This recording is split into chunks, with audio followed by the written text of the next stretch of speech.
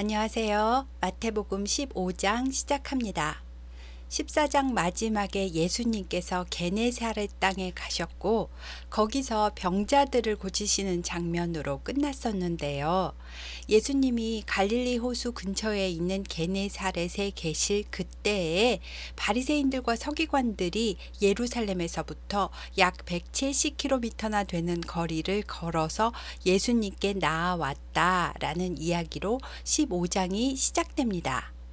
여기에 온 바리새인과 서기관들은 예루살렘 공회로부터 파견받아서 나아온 일종의 종교 조사단입니다. 예수님의 사역에 관한 소문은 예루살렘에도 전해졌을 테고 사람들이 엄청나게 많이 따르는 예수라는 사람은 병든 자를 다 고쳐주니 다윗의 자손으로 오신 성경에 예언된 메시아인 것 같다라는 소문이 돌았을 겁니다. 기득권 세력들은 자신들의 권력에 위협을 느꼈을 테고 무언가 율법적으로 어기는 걸 찾아서 예수님을 넘어뜨릴 만한 꼬투리를 잡으려 했던 것 같습니다. 예수님을 지켜보던 바리새인과 서기관들이 나와 예수님께 당신들의 제자들은 어찌하여 장로들의 전통을 범하나이까? 떡을 먹을 때 제자들이 손을 씻지 않았습니다. 라고 말했습니다. 장로들의 전통은 하나님이 정하신 율법이 아니고요. 옛부터 전통으로 내려오는 행위법을 말합니다. 예수님의 제자들이 손을 안 씻고 그냥 떡을 먹는 것을 보고 예수님에게 당신의 제자들은 이런 기본적인 것도 안 지킨다. 당신들 엉터리 아니냐? 라고 많은 사람들이 다 보는 데서 이 말을 한 것입니다. 이 일에 대해서 예수님은 너희의 전통이 그렇게 중요하니? 그렇다면 너희는 어찌하여 너희의 전통으로 하나님의 계명을 범하느냐? 하나님께서는 내 부모를 공경하라고 하셨고 누구든지 자기 부모를 비방하는 자는 반드시 죽임을 당하리라고 율법으로 말씀해 주시지 않았느냐? 그런데 너희들의 행위는 어떠하냐? 누구든지 부모에게 마땅히 드려야 할 것이 있어도 너희 입의 말로 이것은 하나님께 드릴 겁니다 라고 말하기만 하면 부모에게는 안 드려도 된다는 그런 전통을 만들지 않았느냐? 이것은 부모를 공경하라는 하나님의 말씀을 너희의 전통으로 폐하는 것이지 않느냐? 이것은 너희의 전통을 이용해서 부모를 공경하지 않고 있으니 외식하는 자들아 이사야가 너희에 관하여 잘 예언하였도다. 이사야 29장 13절에 이 백성이 입술로는 나를 공경하되 마음은 내게서 멀도다. 사람의 계명으로 교훈을 삼아 가르치니 나를 헛되이 경배하는도다 라고 하였느니라 라고 대답하셨습니다. 이어서 예수님은 이 모습을 지켜보는 무리에게 너희는 듣고 깨달으라. 입으로 들어가는 것이 사람을 더럽게 하는 것이 아니라 입에서 나오는 그것이 사람을 더럽게 하는 것이니라 라고 말씀하십니다.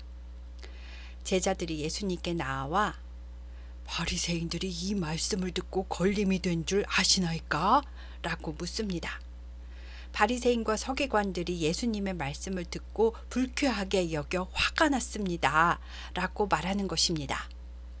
이에 대해 예수님은 심은 것마다 내 하늘 아버지께서 심으시지 않은 것은 나중에 뽑힐 것이니 그냥 두어라. 그들은 맹인이 되어 맹인을 인도하는 자로다. 만일 맹인이 맹인을 인도하면 둘 다 구덩이에 빠지리라 라고 말씀하셨습니다. 위선자들의 종말은 정해져 있으니까 신경 쓸 것 없다는 말입니다. 베드로는 좀 전에 예수님께서 입으로 들어가는 것이 사람을 더럽게 하는 것이 아니라 입에서 나오는 그것이 사람을 더럽게 한다라는 이 비유의 말씀이 정확히 무슨 뜻인지 잘 이해가 되지 않았습니다. 그래서 예수님께 좀 전에 말씀하신 비유에 대해 설명해 달라고 요청합니다. 예수님은 너희도 아직까지 깨닫지 못했느냐? 라고 하시며 입으로 들어가는 모든 음식은 배로 들어가서 소화가 되면 배설물로 나와 뒤로 버려지지 않느냐.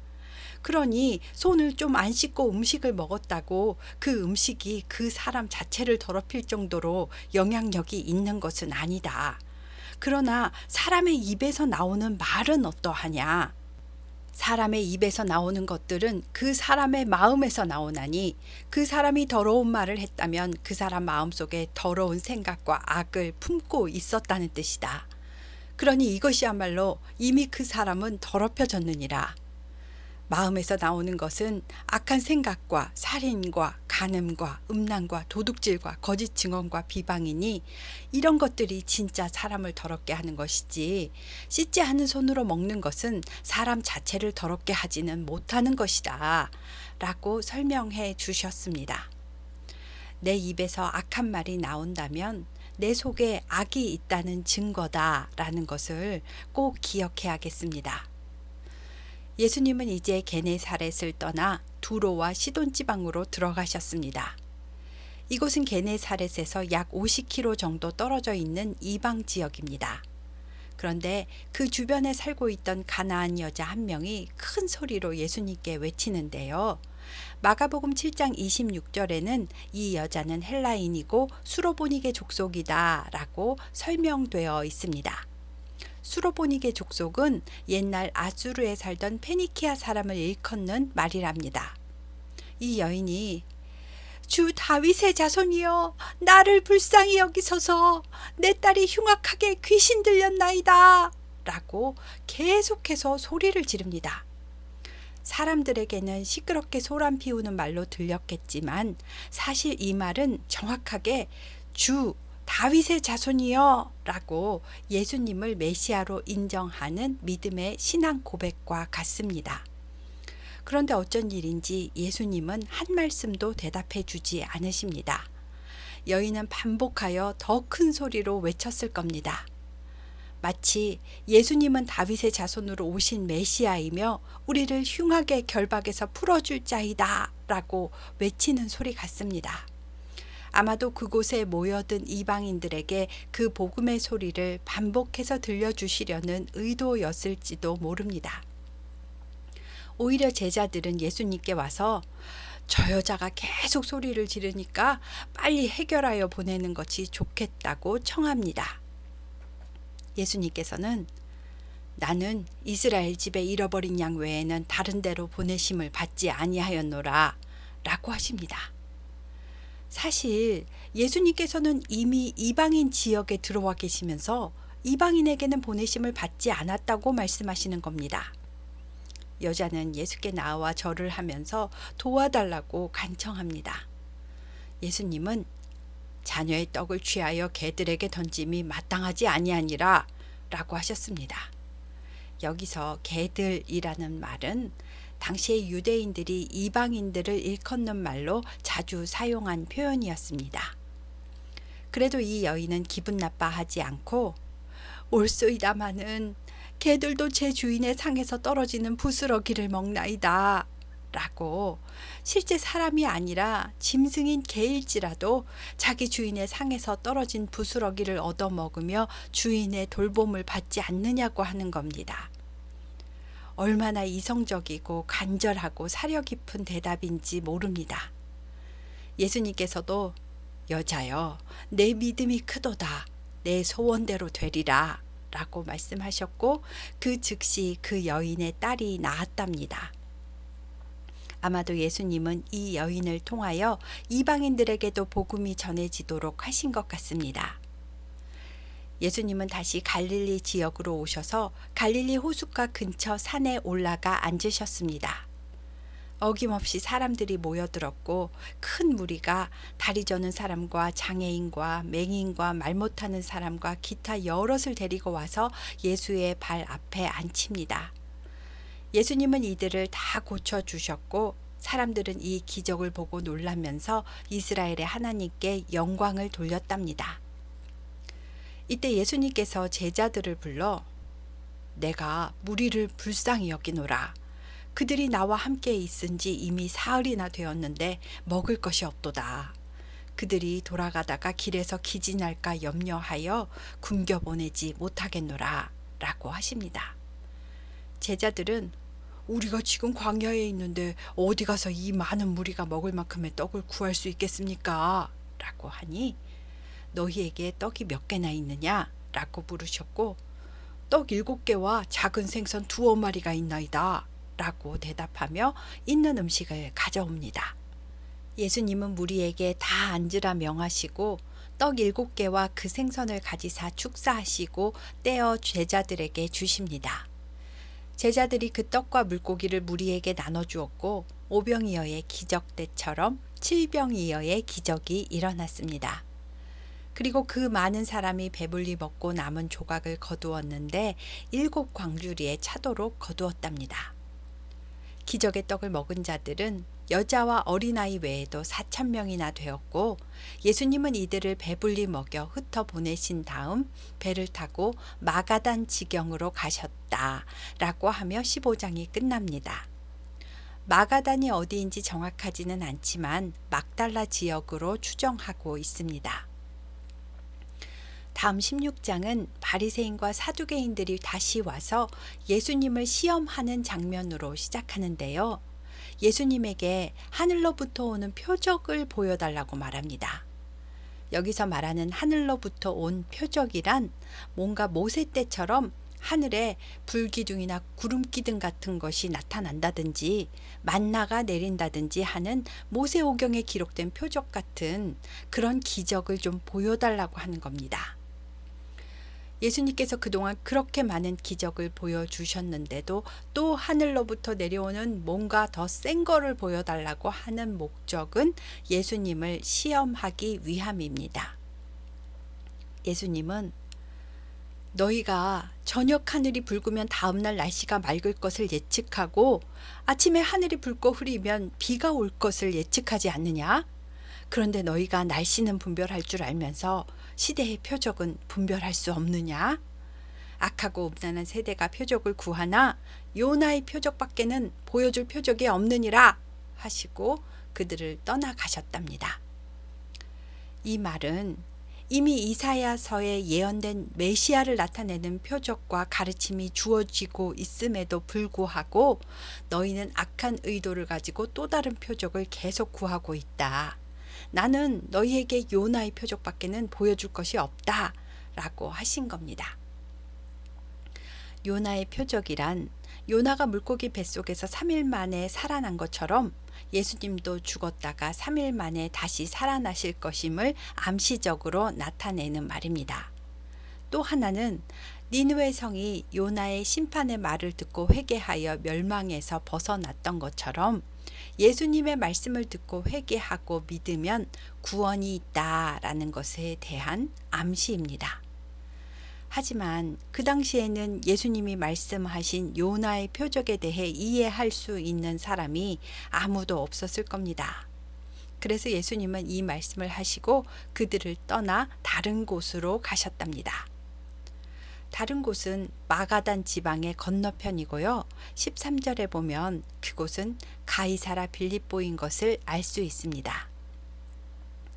제자들이 예수님을 급히 따라가다가 떡을 싸가는 것을 깜빡 잊어버렸고 건너가는 도중에 배 안에서 아차 하고 떡을 두고 온 것이 생각났습니다. 마가복음 8장 14절에는 원래 배 안에 있던 오래된 떡 한 덩이만 있었다라고 기록했습니다. 이때 예수님께서 바리새인과 사두개인들의 누룩을 주의하라 라고 하셨는데요. 제자들은 무슨 말씀인지 몰라 서로 쳐다보면서 우리가 떡을 안 갖고 와서 그런 말씀을 하셨나 보다 라고 논의하더랍니다.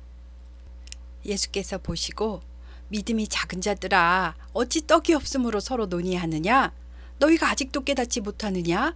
떡 5개로 5,000명을 먹이고 주운 것이 몇 바구니며 떡 7개로 4,000명을 먹이고 주운 것이 몇 광주리였는지 기억하지 못하느냐? 어찌 내가 말한 것이 떡의 관함이 아닌 줄을 깨닫지 못하느냐? 오직 바리새인과 사두개인들의 누룩을 주의하라 라고 말씀하셨습니다. 그제서야 제자들이 예수님이 말씀하신 누룩은 떡의 누룩이 아니요 바리새인들과 사두개인들의 교훈을 조심하라고 하신 말씀인 줄을 깨달았답니다. 여기서 누룩은 하나님의 율법과 계명을 인본주의적으로 해석하여 잘못된 가르침을 주는 잘못된 교훈을 말합니다. 예수님께서 전에 천국 비유에서 말씀하신 누룩은 누룩의 성장과 확장성의 의미이기 때문에 여기와는 다른 의미입니다. 바리새인들은 형식적인 율법주의자들로 전통을 강조하고 종교 행위에 집중하지만 그들의 삶의 모습은 매우 위선적입니다. 또 사두개인들은 모세오경의 권위만 인정하기 때문에 부활과 영생은 인정하지 않습니다. 그러니 이번 생만 잘 살면 된다는 생각 때문에 기복주의적인 이론을 가지고 있습니다. 이들은 신앙생활을 통하여 세속적인 욕망과 권력을 추구하는 것에 집중합니다. 그러니 기본은 하나님의 율법이지만 그들이 부풀려 만들어낸 교훈은 하나님과는 상관이 없는 겁니다.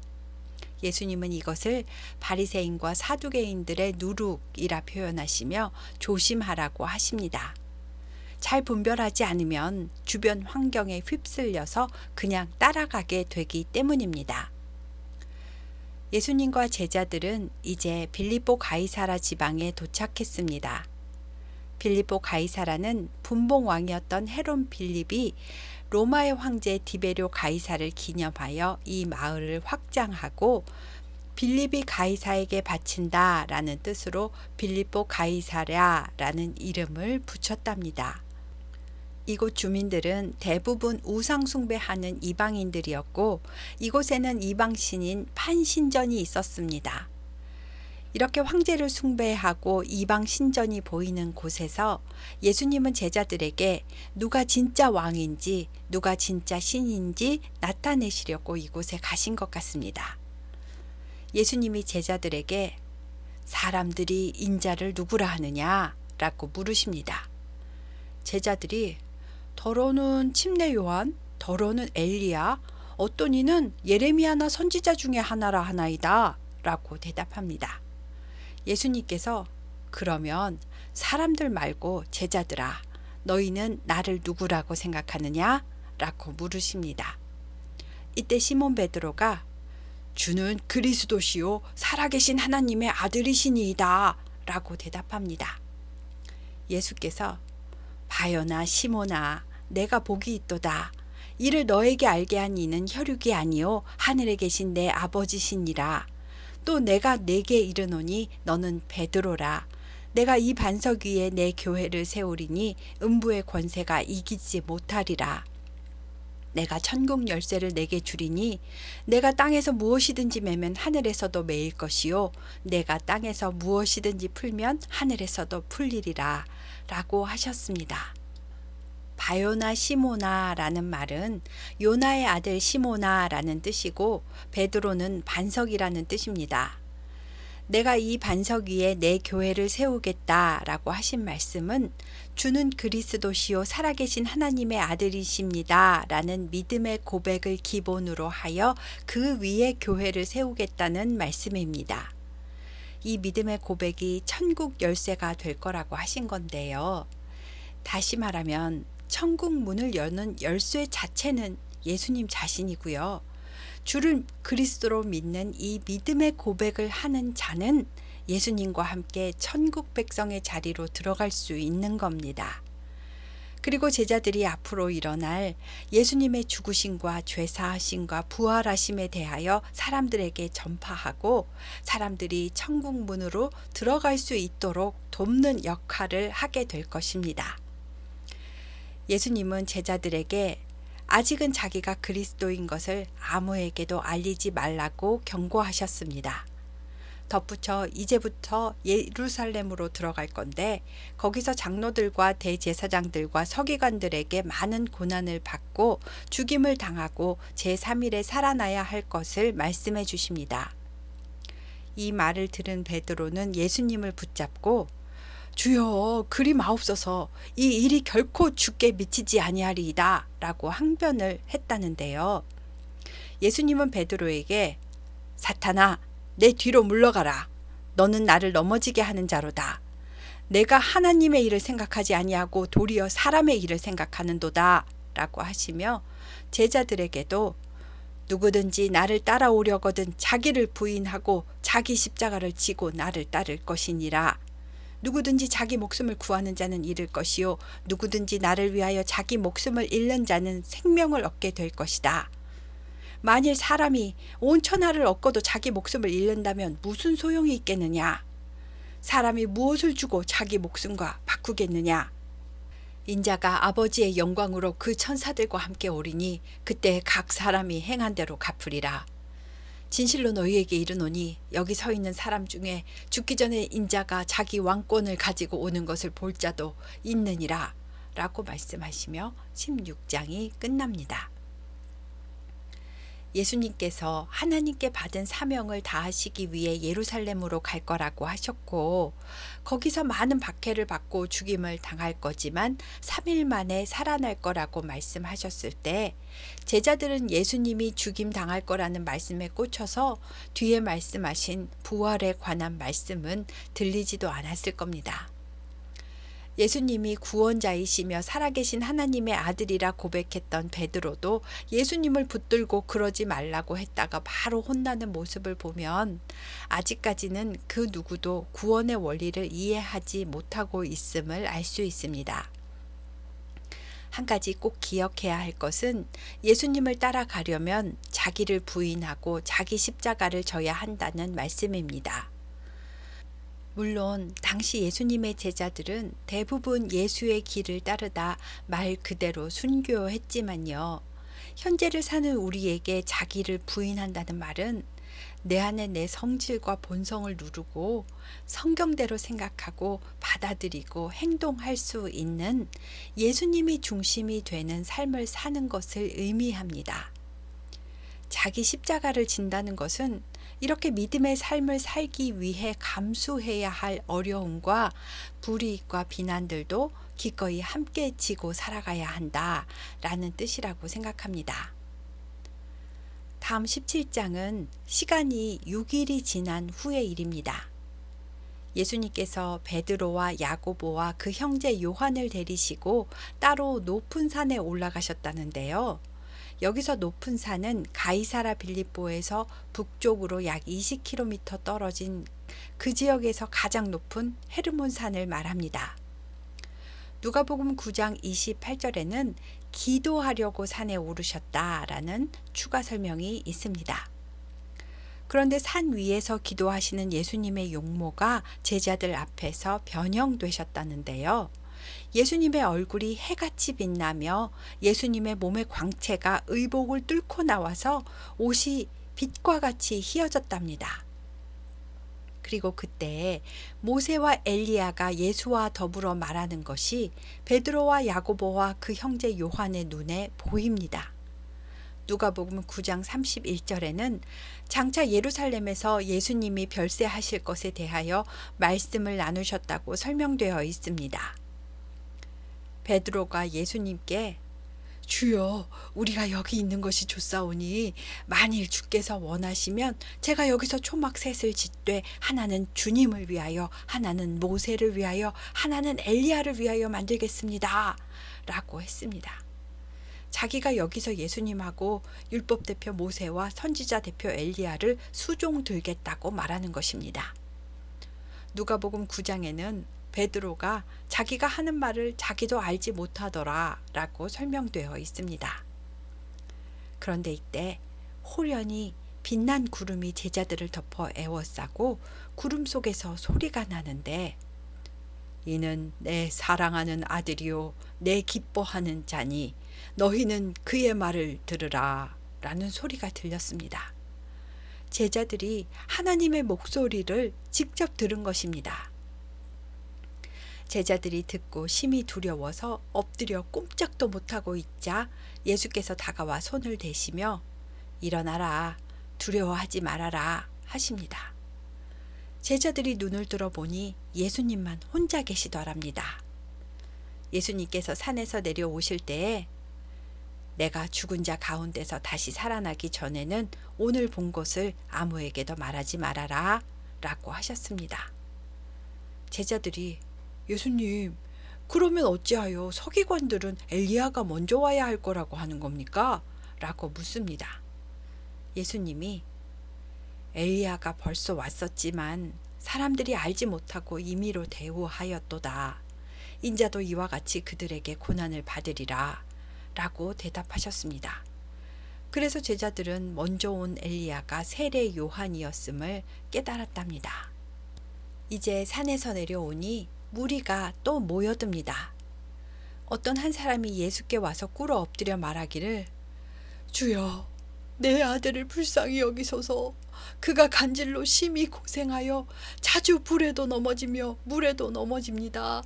예수님 안 계실 때 제가 주의 제자들에게 데리고 왔었지만 제자들이 능히 고치지 못하였습니다. 라고 합니다.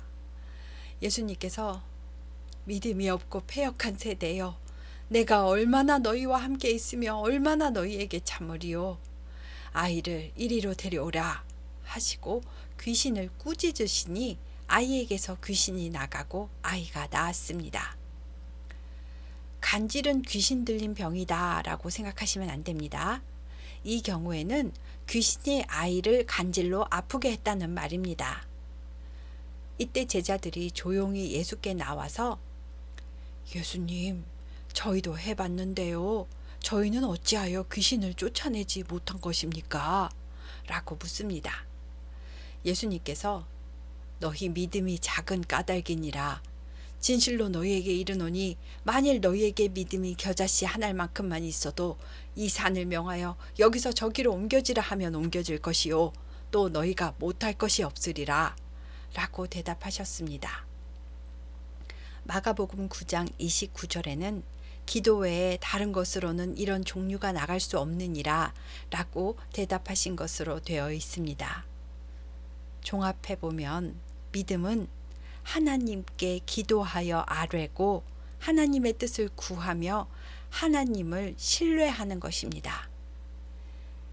이 일이 있은 후에 갈릴리에 다 함께 모여 있을 때에 예수님께서 제자들에게 예수님이 앞으로 사람들의 손에 넘겨져 죽임을 당하고 제3일에 살아날 것이라고 말씀해 주십니다. 예수님께서 이 말씀을 재차 3차 하고 계시기 때문에 제자들은 이 말씀을 듣고 앞으로 벌어질 일들에 대해서 매우 근심하더랍니다. 그 다음 예수님이 가버나움에 이르렀을 때 일어난 일입니다.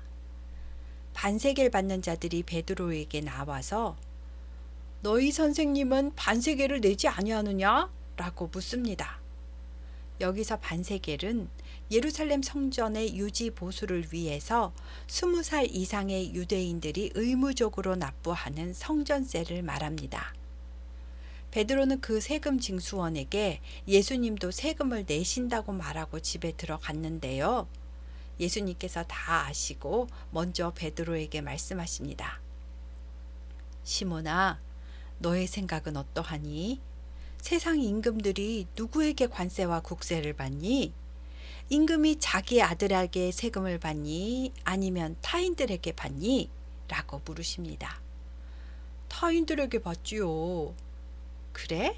그렇다면 하나님 아버지의 성전에 대한 세금은 하나님의 아들인 나는 면제받을 수 있겠네.